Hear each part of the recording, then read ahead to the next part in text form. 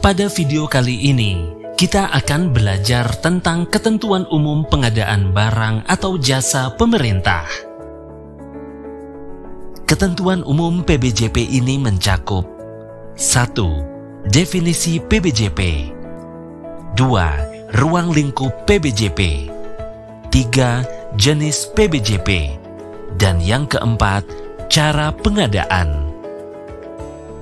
Berdasarkan Peraturan Presiden Republik Indonesia, pengadaan barang atau jasa pemerintah atau PBJP adalah kegiatan pengadaan barang atau jasa oleh kementerian atau lembaga atau perangkat daerah atau KLPD yang dibiayai oleh APBN atau APBD yang prosesnya dimulai sejak identifikasi kebutuhan sampai dengan serah terima hasil pekerjaan.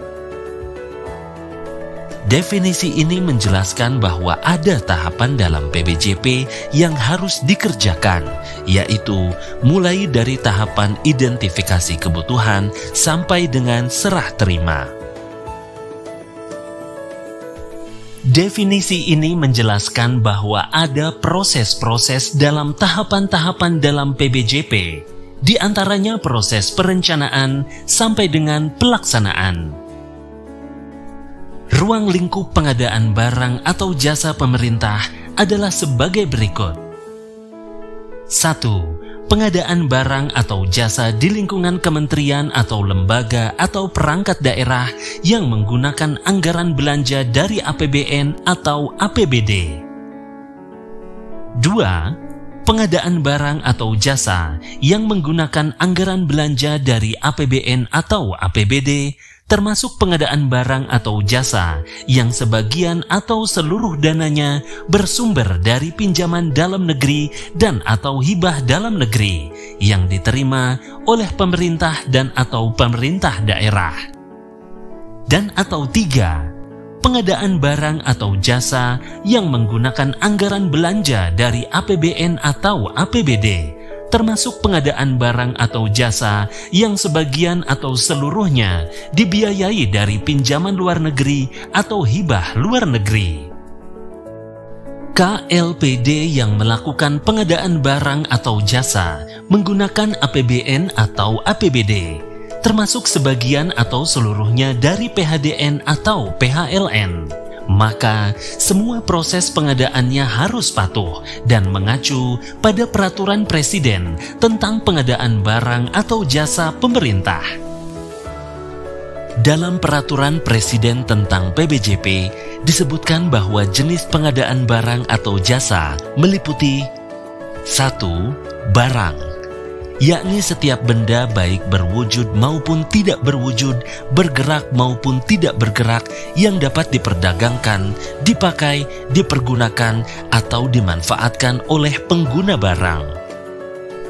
2. Pekerjaan konstruksi, yakni keseluruhan atau sebagian kegiatan yang meliputi pembangunan, pengoperasian, pemeliharaan, pembongkaran, dan pembangunan kembali suatu bangunan. 3. Jasa konsultansi, yakni jasa layanan profesional yang membutuhkan keahlian tertentu di berbagai bidang keilmuan yang mengutamakan adanya olah pikir atau brainware.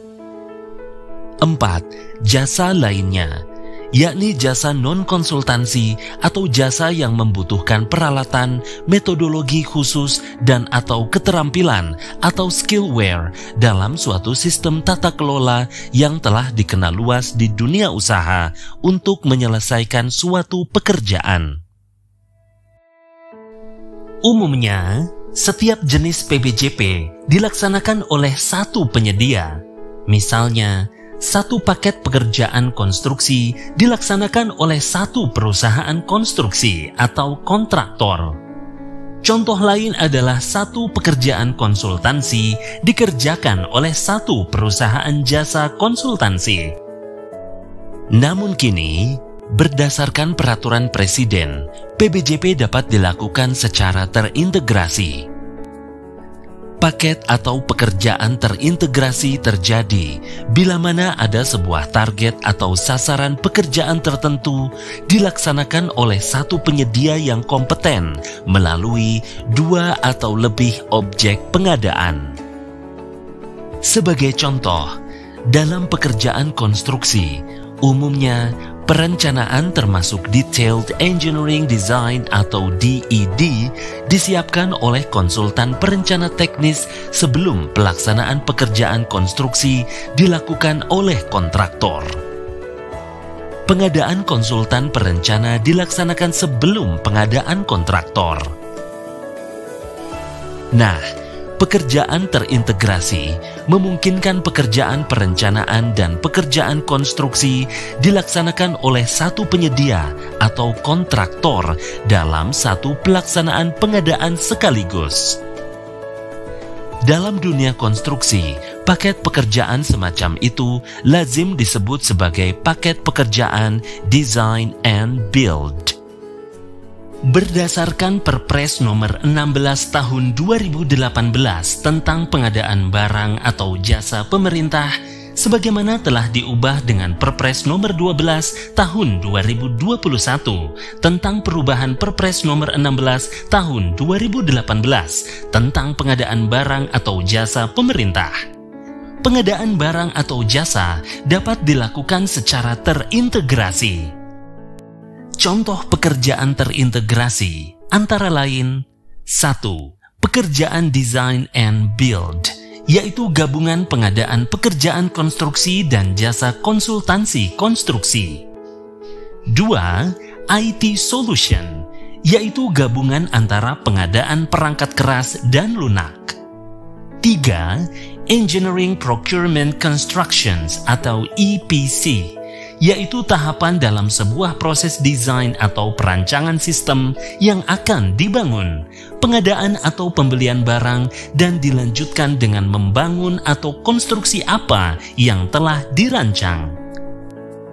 4. Pekerjaan pembangunan, pengoperasian, dan pemeliharaan. Selanjutnya adalah cara pengadaan.